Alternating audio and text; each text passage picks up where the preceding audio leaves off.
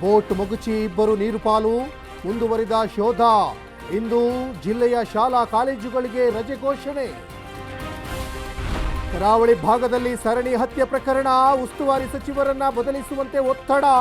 ಸದ್ಯ ಮಂಗಳೂರು ಪ್ರವಾಸದಲ್ಲಿದ್ದಾರೆ ದಿನೇಶ್ ಗುಂಡೂರಾವ್.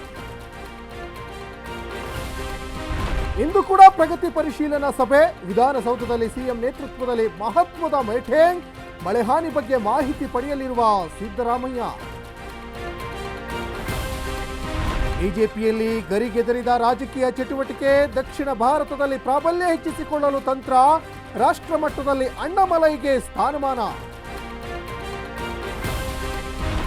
5 ರಾಜ್ಯಗಳಲ್ಲಿ ಇಂದು Mach drill. ಪೊಲೀಸರು ಅಗ್ನಿಶಾಮಕ ದಳ ಸಿಬ್ಬಂದಿಯಿಂದ ಮಾಕ್ ಡ್ರಿಲ್. ಶತ್ರುಗಳ ದಾಳಿ ವೇಳೆ ಪಾರಾಗುವ ಬಗ್ಗೆ ಜನರಲ್ಲಿ ಜಾಗೃತಿ.